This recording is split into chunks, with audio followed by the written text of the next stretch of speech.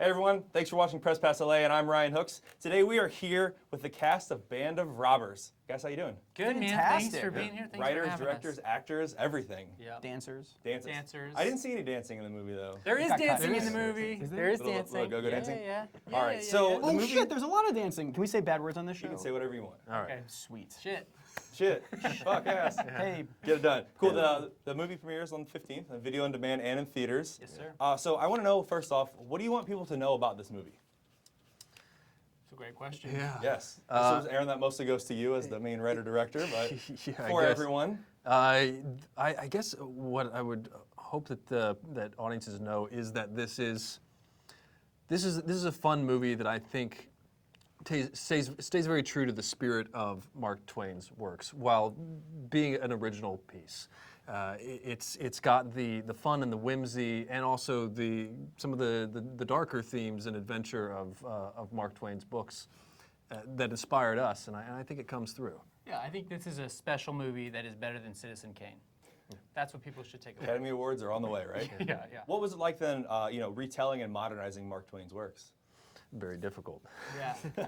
Kind of heavy, a little thick. It was very tough, yeah. I mean, we were always walking this fine line of staying very true to adapting the work and it being very true to those stories, while also making it a standalone thing. And with Twain, what's so interesting is it can be so funny and so irreverent and so crazy, but then on the other hand is very heartfelt and thoughtful and is saying something culturally. And so we're walking that line trying to do that, and that's a challenging thing with or without the source material. So I think that was probably one of the most challenging aspects. What was it like for you, like your process in finding the script, and what did you find in the role that you really enjoyed? I've known these guys for a long time, and I've always loved making anything with them. And I don't know, man. I just zoned out there. Can you ask that question again? Yeah, absolutely. Or let me. You're so into don't them. answer. Don't ask it. Oh, he's getting it back. I'm getting my. Wait, he's getting it back. I'm back.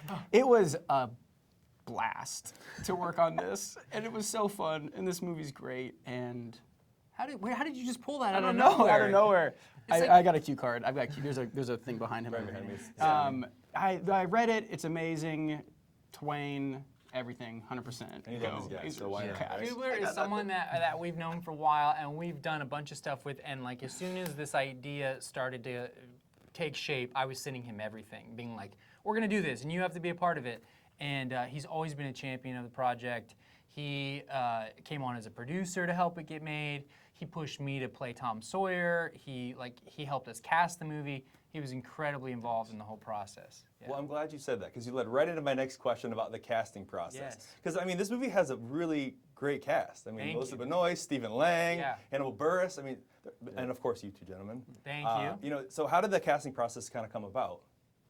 It was a mix of like Gubler, we knew we wanted him to be a part of the project from the get-go.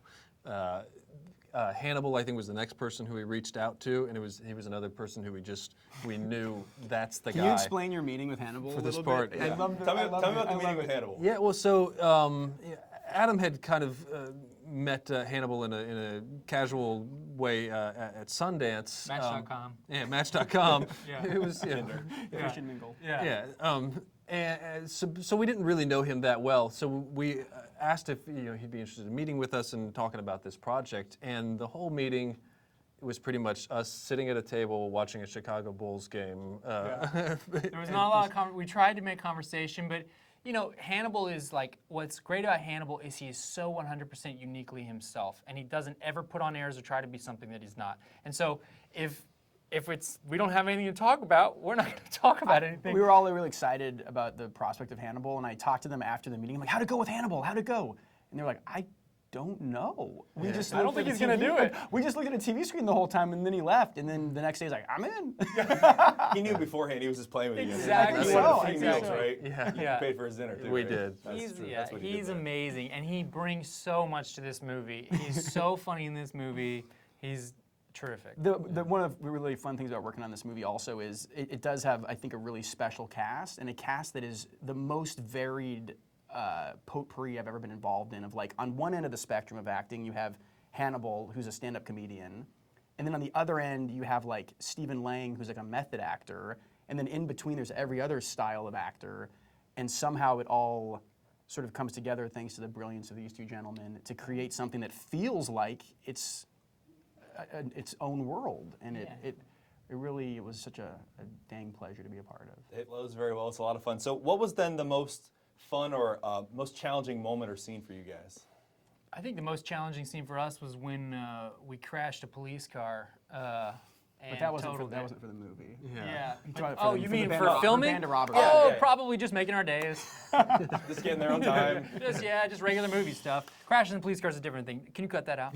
I didn't hear anything. I didn't think it Yeah. happened. No big deal. The pawn shop robbery was towards the end of it. We filmed the pawn shop robbery, which was some of the funnest, one of the best experiences you could possibly imagine. Yes, that was. The whole thing was overambitious. Yeah. And like we were doing too many locations and too many things that a movie of this scale shouldn't get away with.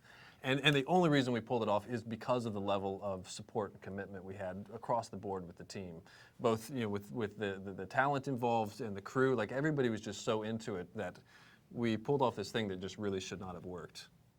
It worked very well. So what then made you guys choose to break it up into like the 5 acts and epilogue system? Because you are following Mark Twain, but then sort of seemed a little off with that. You know the book that I carried around, The Adventures of Huckleberry Finn paperback that I carried around all these years, has those chapters broken up like that, and they actually have the little subtitles. And so that was a way for us to connect to the book, to remind people kind of like this is Twain's literary world that we're working with here. And it was just a way for us to try to stay really true to the book. And it worked very naturally with the structure of the film. And so those chapters just organically fit into the rhythm of the story that we were telling. So it just made sense to us to do that. Have you guys ever been on a treasure hunt before this one? We're going on one later today. Yeah. Right now, this is the Yeah. treasure hunt. Yeah, I'm a yeah. clue. Your next clue comes right now. I've hunted for dinosaurs. I've dug up dinosaur bones. awesome. Pachyocephalorhinosaur. What's your favorite dinosaur? Pachyocephalorhinosaur. As it should be. I just made it up. That's not even a real word. I really did go on a dinosaur hunt though. Where at? Alberta, Canada. It was like 3 years ago. It's the densest bone bed in all of North America. Did you find anything? I did. I had to keep a piece too. Really? Phil Currie, the guy that, this is totally off topic. I don't know if you noticed. No, this is kind of band. Very important. Yeah. Band of Robbers is relevant to Yeah. treasure hunting. Yeah. Dug up a dinosaur. Done. So one final question then. What do you hope that the audience takes away from this movie? For me, what I am most proud about with this movie is that I feel like it's a movie that has shelf life. Like it's not something you only watch one time. I think that on second viewing you'll find new jokes and new layers and things like that, and I hope that it has that life. That's what I want, is for that audience who loves movies like Wes Anderson movies, Coen Brothers movies, P.T. Anderson movies, to find this one. Yeah, all the greatest, that's us. Yeah. People who love Goonies great for a filmmaking. new age, right? Yeah, I Goonies think for so, grown-ups. Goonies for Exactly. grown-ups. This is what would really happen if the Goonies did this, right? You'd get arrested and you'd kill people. Exactly. Hey, you just gave away the end of the movie. Oh, they kill spoiler everybody. alert, everyone Yeah. dies. Yeah. They don't really die. It's fine. Cool. Guys, thank you so much for your time. Thank Thanks for you. tuning in to Press Pass LA. You can catch Band of Robbers January 15th on video on demand. See you guys next time. Thank you so much.